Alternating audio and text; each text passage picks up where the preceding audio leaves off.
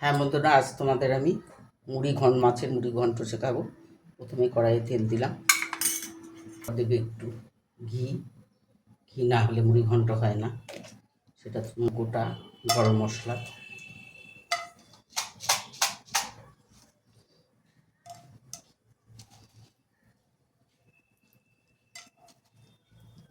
একটু জিরে ফোড়ন অবশ্যই লাগে, শুকনো লঙ্কা, তেজপাতা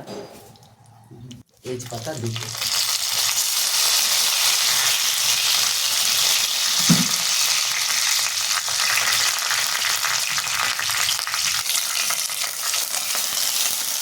দিয়ে রেখেছিলাম। এটা এখন তেলের মধ্যে দিলাম। লাল করে কোনো হলুদ দেবো না। তোমরা তুমি দেখো, অনেকে মুড়ি ঘন্টতে পেঁয়াজ বাটা দেন, কিন্তু আমি সম্পূর্ণ আদা জিরে বাটা দিয়ে করি। আমি পেঁয়াজ রসুন আদা খুব কম রান্না দিই। আলুটা কিন্তু খুব লাল করে ভেজে নিতে হবে, নাহলে কোনো স্বাদ আসবে না।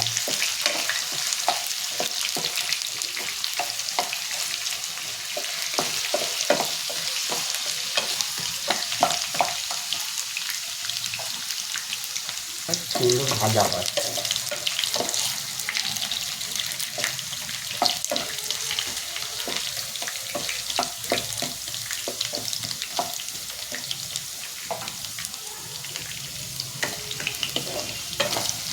সুন্দর একটা গন্ধ বেরিয়েছে।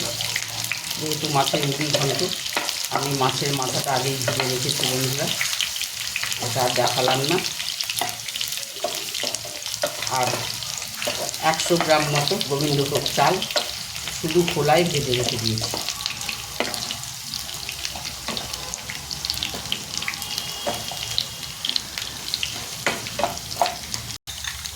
এবার আমি 1 চামচ আদা দিলাম, একটু জিরে গুঁড়োটা একটু লাগে, আর কাশ্মীরি লঙ্কা, একটু হলুদ, আন্দাজ মতো নুন,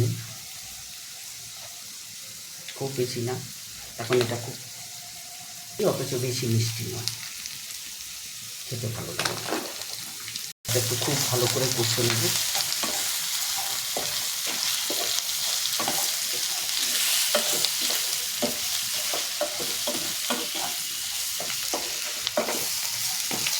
সুন্দর কালার এসছে, দেখো তোমরা, অদ্ভুত কালার, সুন্দর লাল করে ভেজে রেখেছি।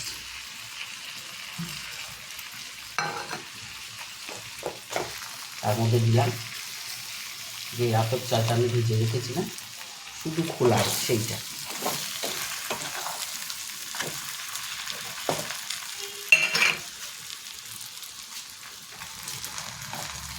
যেহেতু আতপ চাল আগেই ভাজা ছিল, তাই বেশি ভাজবো না। এবার মশলাটা কষার জন্য হালকা করে একটু জল দিলাম। মশলাটা কষা হোক, তারপরে পরিমাণ মতো জল দিলাম। খুব সুন্দর জমে দিয়েছে। এটা সম্পূর্ণ আদা জিরে বাটা দিয়ে, এতে কোনো পেঁয়াজ রসুন নেই। তোমরা দেখছো নিশ্চয়ই, আশা করি তোমাদের ভালো লাগবে।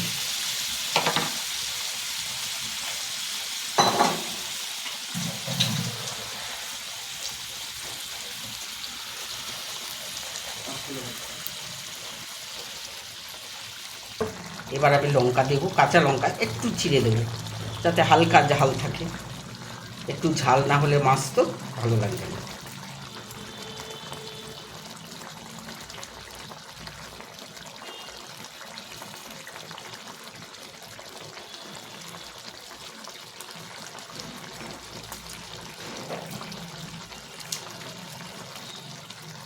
কালারটা এসছে।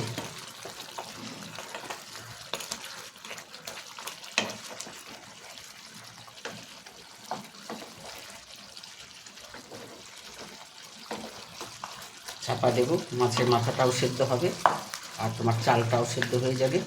তখন আরেকটু ঘি গরম মশলা দিয়ে নামিয়ে দেবো। আর এই আমার রান্না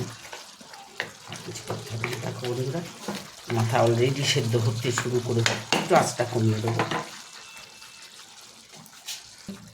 আঁচটা কমিয়ে চাপা দিলাম, একটু চাপা থাকলে ভালো, 10 মিনিট মতো হবে।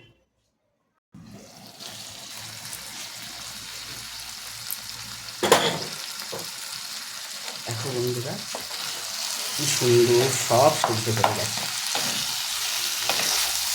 এই দেখো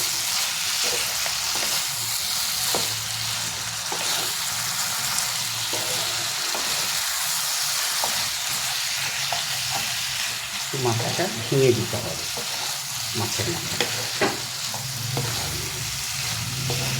যদি দেখো আরেকটু জল লাগবে, চালটা হয়নি, তোমরা দিতে পারো।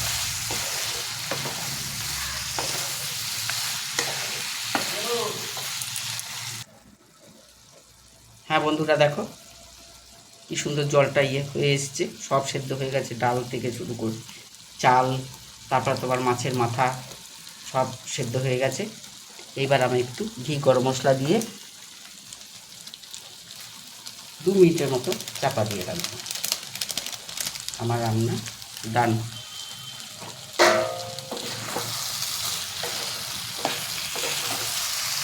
তাতে কি সুন্দর হয়েছে, একটু ঠান্ডা হলেই ঝরঝরে হয়ে যাবে।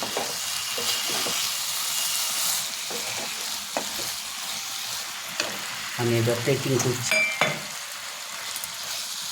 দেখো